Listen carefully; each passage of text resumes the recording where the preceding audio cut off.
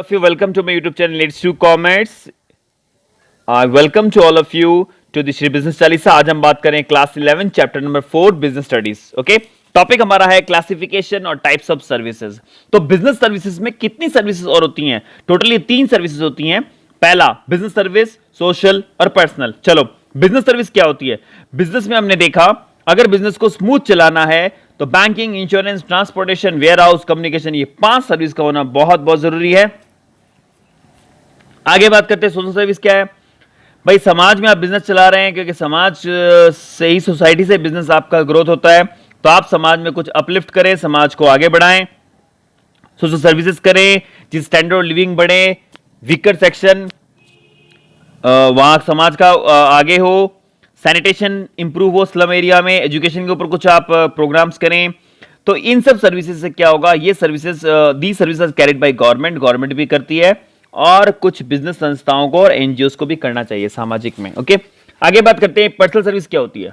तो personal service जो होती है वो are experience differently by different customer. अलग कस्टमर अलग होता है. These differ according to the service provider. These also depend upon the customer demand. Customer क्या चाहता है वैसे सर्विस दें उसको, और प्रेफरेंस. एग्जांपल टूरिज्म, रेस्टोरेंट, इस टाइप से आप उनको सर्विस दे, थोड़ा टूर वूर करवाएं. ठीक है, चलते हैं.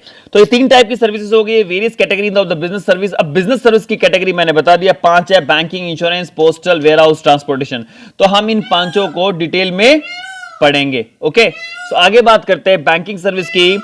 A bank is an institution which attracts money. Bank एक संस्था है जो कि पैसे को आकर्षित करती है. वहां लोग पैसा अपना जमा कराते हैं और जरूरत पड़ने पे पैसा निकालते हैं. और जो पैसा बैंक में जमा कराते हैं, बैंक उसको आगे इंडस्ट्रीज को दे देती है. Banker are not merely, banker खाली बस पैसे देने वाले मनी लेंडर्स नहीं है. बैंक एक संस्था है जो कि बोरो करती है पैसा दूसरों से. बैंक क्या करती है? Bank is buyer and seller of the money. Bank आपसे पैसा लेती है ना, आम पब्लिक जमा कराती है, उनको थोड़ा ब्याज देती है, आगे बैंक दूसरों को लोन देती है, उससे ज्यादा ब्याज उनसे लेती है. तो बैंक अपना मार्जिन कमाती है प्रॉफिट का. ओके, चलते आगे. अब बैंकिंग की क्या क्या टाइप्स ऑफ अकाउंट्स है. तो पहला है सेविंग अकाउंट. सेविंग अकाउंट क्या होता है? सेविंग अकाउंट आप बैंक में खुलवाते हैं. इसमें आप थोड़े से पैसों से अकाउंट खुल जाता है और इसमें अपना पैसा आप रख सकते हैं और आपको एक चेकबुक मिल जाती है और एक पासबुक मिल जाती है. ओके, सारा अमाउंट जो आप जमा कराते हैं वो आप विड्रॉ कर सकते हैं और वो आपके पासबुक में रिकॉर्ड होता है. आपको कोई जनरली थोड़ा सा रेट ऑफ इंटरेस्ट भी मिलता है, लेकिन वो एफडी से कम होता है. एफडी से क्या होता है? कम. चलते हैं आगे. करंट डिपॉजिट अकाउंट क्या होता है? करंट डिपॉजिट अकाउंट जो होता है वो नॉर्मली इंपॉर्टेंट लाइन क्या है? बिजनेसमैन खुलाते हैं. कौन खुलाता है? बिजनेसमैन. और ये जो अकाउंट होता है उसमें आप पैसा जमा करा सकते हैं, विड्रॉ कर सकते हैं जब आपकी इच्छा हो तब. Withdrawal are made by cheque. Withdraw किससे होते हैं? चेक से होते हैं.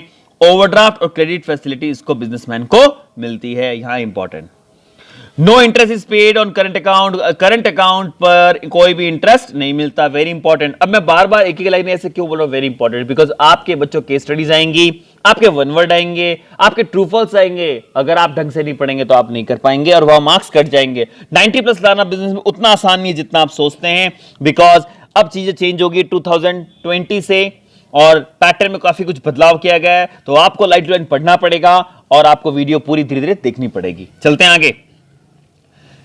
आपको कोई ब्याज नहीं मिलेगा करंट अकाउंट में, उल्टा कुछ सर्विस चार्ज लगेंगे जो कि बैंक आपसे लेगी बिकॉज आपको सर्विस दे रही है. आपको स्टेटमेंट ऑफ अकाउंट भेज दिया जाएगा हर हफ्ते या हर दिन या हर महीने, जैसा आप चाहते हैं कि आपका पर डे क्या लेन देन रहा. आगे बात करते हैं रिकरिंग डिपॉजिट अकाउंट क्या होता है. यहां पर एक डिपॉजिट जो है फिक्स, मैं अंडरलाइन कर रहा हूं, फिक्स पैसा चाहे 100 रुपए महीना है ना जमा कराता है. और अमाउंट जो होगा वो जो मैच्योरिटी होगी इतने सालों तो आप कराएंगे, उसके बाद आपको ब्याज सही तो पैसा मिल जाएगा. यहां पर अगर हम इंटरेस्ट की बात करें तो वो हायर होता है, ज्यादा होता है. ठीक है, सेविंग अकाउंट से. Then very important, saving account से रिकरिंग डिपॉजिट अकाउंट का इंटरेस्ट ज्यादा होता है. फिक्स डिपॉजिट अकाउंट अगला हम बात करते हैं. Fix deposit is repayable after the expiry of specified period. Fix deposit मतलब फिक्स, आप कुछ पैसा जमा रख देते हैं बैंक में और एक एक्सपायरी टाइम होता है 1 साल 2 साल, उसके बाद ही आपको वो पेमेंट मिलता है बैंक के द्वारा. ये पीरियड 6 महीने का भी हो सकता है, 5 साल तक होता है. ओके, 6 महीने से 5 साल। जितना ज्यादा पीरियड ज्यादा होगा उतना ही हायर रेट होगा। वेरी इंपॉर्टेंट, पीरियड के अनुसार रेट का इंटरेस्ट बढ़ता है। अगर आप 5 साल तक रखते हैं तो ज्यादा रेट, 4 साल कम, 3 साल और कम, 1 साल और कम। बैंक आपको इसमें एक रिसिप्ट इशू करती है, उससे आपको एक्नॉलेज रहता है कि मैंने इतना पैसा जमा कराया है। ओके, एक पेज मिलेगा आपको स्टेटमेंट टाइप, उसमें लिखा होगा आपने इतने पैसे जमा कराए। रेट ऑफ इंटरेस्ट जो होती है वो एफडी का सबसे हाईएस्ट होता है, स्टार हाईएस्ट। ओके, चलते हैं आगे बात करते हैं। तो आगे आप देख रहे हैं क्या लिखा, मल्टीपल ऑप्शन डिपॉजिट अकाउंट। ये क्या है? इस अकाउंट में आपको मल्टीपल ऑप्शन मिलते हैं डिपॉजिट्स को, कि अकाउंट जो है वो कॉम्बिनेशन में सेविंग और वर्सेस करंट दोनों। In this account deposit can enjoy liquidity of saving and current, saving current दोनों ऑप्शन होता है। Rate of interest of fix deposit, इसमें रेट ऑफ इंटरेस्ट भी मिलता है। When the amount of deposit exceed, जब deposit जमा ज्यादा हो जाता है तो आपका ऑटोमेटिकली वो अमाउंट कहां चला जाता है, फिक्स डिपॉजिट बन जाता है। तो फाइनली मल्टीपल अकाउंट का मतलब 2 अकाउंट एक साथ आप ऑप्शन होता है इसके अंदर। सो अब हम बात करेंगे, अगला टॉपिक है some important services provided by the banks. Bank क्या क्या सर्विस देती है, साथ ही साथ में आपने देखा अकाउंट्स खोलते हैं हम लोग, क्या क्या बैंक देती है। आइए पढ़ते हैं। बैंक ड्राफ्ट क्या होता है? बैंक ड्राफ्ट ये एक चेक की तरह होता है। ओके, चेक की तरह ही सेम साइज में होता है जैसे चेक होता है। वन बैंक अगेंस्ट फंड, दूसरे आप एक बैंक आपको एक है ना, एक क्या होता है ड्राफ्ट, एक पावर होती है चेक की तरह जो बैंक बना के देती है। और चेक तो टाइम लगता है क्लियर होने में, draft hand to hand clear हो जाता है, ये सबसे बड़ी बात है। और पैसा तुरंत आपके खाते में आ जाता है। ये एक फाइनेंशियल इंस्ट्रूमेंट है, मतलब अगर आपको, जैसे मान लो मैं आपको 5,000 रुपये देना चाहता हूँ, ओके, तो ड्राफ्ट की तो दे सकता हूँ, चेक की जरूरत नहीं है। तो मैं अपनी बैंक चाहूँगा, मैं अपने बैंक से कहूँगा मुझे ड्राफ्ट बनाना है, बैंक को शायद 10-15 रुपये जो भी चार्ज देती है, फिर उसको बना देगी, मैं आपको दे दूंगा।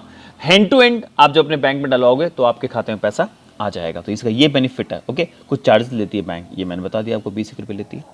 चलते हैं आगे। बैंकर चेक्स क्या होता है? तो भैया चेक आपको पता है, एक चेकबुक होती है, आप उस पर जैसे अब आपको 5,000 रुपये देने हैं मुझे, तो मैं आपको ड्राफ्ट देने के बजाय चेक दे दूं तो चेक थोड़ा टाइम लगेगा, क्लियर तो हो जाएगा, मान लो 2 दिन 3 दिन। With in the state 1 day, outside of the state 3 days. So what I will do, अगर मैं चेक आपको देता हूं लिख के कितने 5,000 मुझे आपको देने, तो वो सेम आपको पेमेंट उससे भी हो जाएगा। ओके, आगे बात करते हैं कि यहां लिखा हुआ है, ये भी एक बैंक ड्राफ्ट जैसा ही होता है, मैंने बता दिया आपको, लोकल 1 दिन में क्लियर होता है और बाहर से 3 दिन में क्लियर हो जाता है। चलते आगे। ओवरड्राफ्ट क्या होता है? ओवरड्राफ्ट का मतलब होता है, बता दूं, आप बैंक में जितना पैसा है उससे ज्यादा आप एक्सीड, ज्यादा आप निकाल सकते हैं। ओके, और आपका एक सा लिमिट देती है बैंक आपको। ये लिमिट जो आपको मिलती है वो करंट अकाउंट में मिलती है, अभी आपने पीछे पढ़ा था, और बैंक आपसे उस एक्स्ट्रा पैसे पे इंटरेस्ट चार्ज कर लेती है। चलते आगे। कैश क्रेडिट क्या है? Under this arrangement the borrower is allowed to withdraw up to certain limit. Cash credit का मतलब कुछ आपके पास पावर दी जाती है, कितना पैसा आप निकाल सकते हैं। Short term, medium, long term loans क्या होते हैं? तो भाई सीधी सी बात है, छोटा मोटा आप जो है लोन आप ले सकते हैं और बाद में समय पे कर सकते हैं। तो finally important services provided the bank, इसमें कैसे क्वेश्चन बनेगा? तो आपको रैंडम ऐसे नाम आएंगे कि what is bank draft, what is banker cheques, what is overdraft, what is cash credit. या फिर एक स्टोरी बना सकते हैं कि एक आदमी है, उसको किसी दूसरे को पेमेंट देना है, तो वो on the spot payment clear होना चाहिए, तो क्या यूज करेगा? Bank draft. अगर वो 3 दिन बाद क्लियर हो तो बैंकर चेक। अगर उसके पास पैसे नहीं है, वो करंट अकाउंट होल्डर है, वो क्या कर सकता है, उसको पैसे चाहिए, क्या कर सकता है? तो वो विड्रॉ कर सकता है, ओवरड्राफ्ट फैसिलिटी उसके पास। ओके, अब अगर वो हाथों हाथ पैसा निकालना चाहता है, उसके पास करंट अकाउंट नहीं है, तो कैश क्रेडिट फैसिलिटी उसको मिल सकती है। फिर आप कह सकते हैं उसको घर बनाना है, तो क्या करेगा? छोटा मोटा लोन ले सकता है। तो इस टाइप से आपको कॉन्सेप्टली पढ़ना है। ओके, सो यहां पर जो आपकी क्वेश्चंस की बात करें तो डायरेक्ट भी बन सकता है, डीडी डायरेक्ट क्वेश्चन, और केस स्टडी क्वेश्चन भी बनता है, CQ. So I have covered up both the question. In the next video, I will talk about the digital payment and benefits of the bank. Okay. So finally, be with me with Let's Do Commerce in Sri Business Chalisa. Thank you very much. Okay, guys. If you like my videos, please share, comment, and read one-to-one with the books. How I underline, you also underline, because one-word question will be very, very tough. Because if you want to score 90+, then you have to go through each line. Okay. Thank you very much. Bye bye.